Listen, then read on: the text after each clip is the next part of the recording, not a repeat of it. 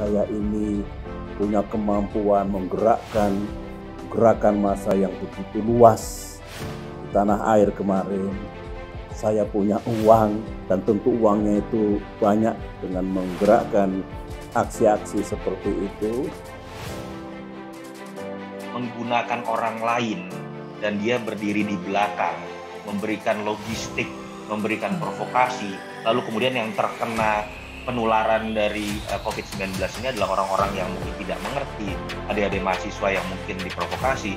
Itu menurut saya mengerikan sekali, dan cara yang tetap memaksakan adanya pengumpulan massa di lapangan kan sudah memperlihatkan bahwa ada upaya untuk kemudian mengorbankan pihak lain demi tercapainya sebuah wow effect yang ramai-ramai ya. Kan kalau kita lihat bocoran-bocoran yang ada, saya belum tahu betul atau tidak, bocoran chat itu kan memang ada upaya untuk membuat kerusuhan atau kesulitan keramaian, sehingga kemudian pemerintah baru kemudian goyang gitu. Saya kira ada kalimat-kalimat seperti itu.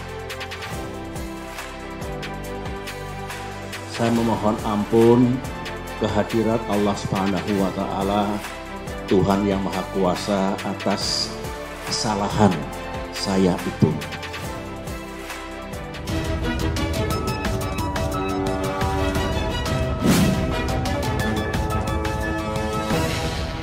Kalau kemudian ada yang berupaya mengorganisir massa orang, adik-adik mahasiswa dalam kondisi penularan seperti sekarang, pandemi, ya saya pikir pertama niatnya sudah pasti tidak baik. Dan sekelompok orang memiliki keinginan untuk memanfaatkan situasi. Tadi ada kelompok yang tidak murni. Apapun yang diputuskan pemerintah diserang, itu ada yang seperti itu. Siapa yang dimaksud aktor yang menunggangi, yang menggerakkan dan membiayai itu? Mungkin kalau tidak ada kejelasan, ini tidak baik. ini yang saya pikir juga berbahaya. Pemerintah harusnya ketika sudah berani mengeluarkan statement seperti tadi, buka seterang-terangnya. Kalau ada indikasi aktor politik yang bermain, menunggangi, atau kemudian menggunakan. Rakyat saling curiga, kemudian ya tidak baik sana kemari beritanya. Ini kura-kura dalam perahu ini, kura-kura tidak tahu. Semua orang juga tahu, yang punya duit banyak siapa, itu aja. Terus yang pernah terlibat kasus-kasus sebelumnya itu siapa? Kasus hakim ditembak mati dan nggak diapa-apain. Nah, kasus demo-demo sebelumnya kan semua sudah sangat jelas, polisi juga tahu, cuman masalahnya berani apa tidak gitu, karena pertimbangannya lalu pertimbangan politis. Saya tidak menyebut provokator, saya menyebutnya bandar aja gitu, karena memang uangnya dari mereka. Saya kok nggak yakin ya kalau yang dimaksud itu saya. Hubungan saya dengan BIN juga nggak ada masalah. Saya nggak yakin kalau BIN menganggap saya ini sebagai musuh negara. Saya kira enggak lah ya. Pak SBY ini memang orang panggung betul begitu. Beliau ini adalah orang yang tahu betul bahwa bagaimana caranya supaya lampu sorot itu jatuh kepada aktor yang tepat, dan kemudian ya barangkali bisa mendapatkan insentif elektoral ya, katakanlah begitu. Udahlah, lebih baik pemerintah segera mengatakan siapa yang menunggangi, siapa yang melakukan berbagai macam yang dianggap sebagai aktor di belakang segala macam itu.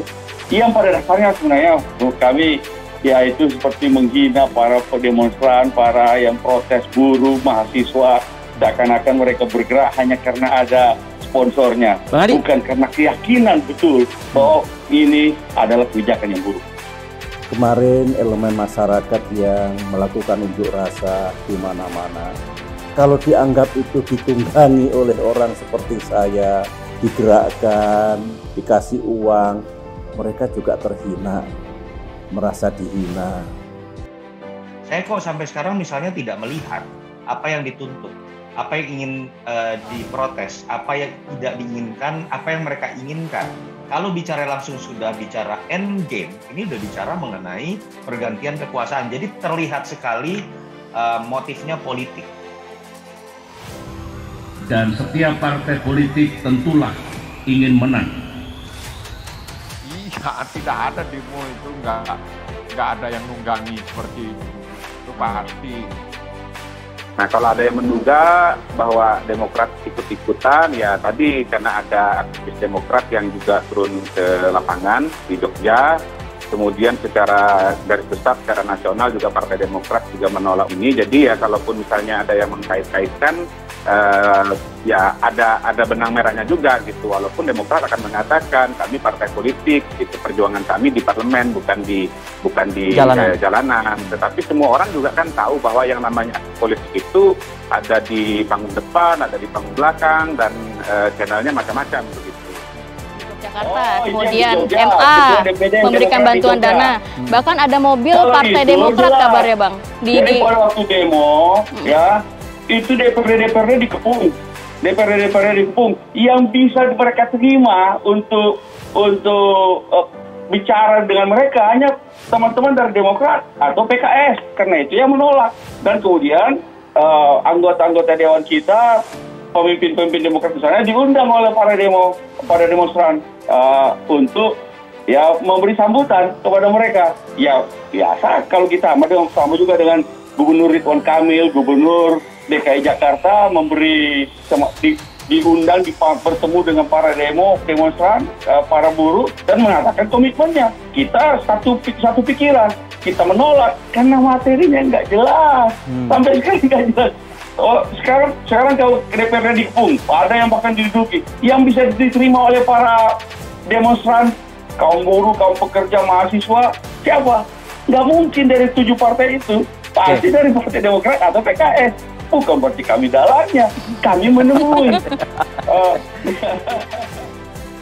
Kita harus hati-hati karena kelompok yang tidak murni selalu melakukan provokasi dan menyatakan setiap kebijakan pemerintah itu salah. 2 tahun, katanya ada yang mengatakan herd immunity baru 5 tahun lagi. Kalau keluar bisa kena COVID, bisa enggak. Kena COVID pun bisa sembuh, bisa enggak. Tapi kalau nggak makan sudah pasti mati kita. Itu die hard, memang sudah benci Jokowi, apapun yang dilakukan, mereka tetap akan ujung-ujungnya Jokowi. Ada got di depan rumah kita mampet gitu, yang salah Jokowi, presidennya harus turun. Polisi menangkap 10 remaja yang diduga akan mengikuti unjuk rasa Jokowi Endgame di depan Istana dan Patung Kuda. 10 orang itu ditangkap polisi dari unit reserse kriminal Polres Metro Jakarta Pusat di 2 lokasi berbeda di Jakarta Pusat pada Sabtu siang. Para remaja yang ditangkap tersebut langsung digeledah serta langsung diperiksa oleh pihak kepolisian.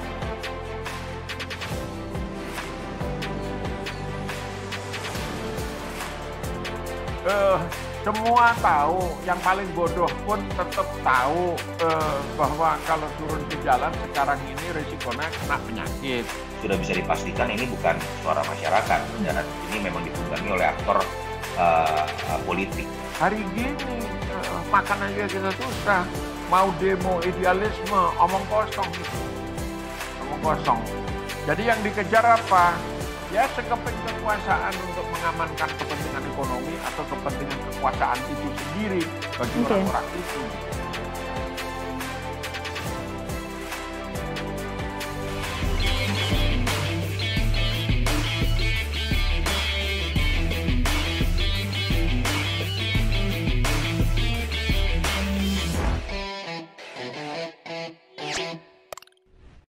Jangan lupa untuk subscribe dan nyalakan lonceng notifikasinya.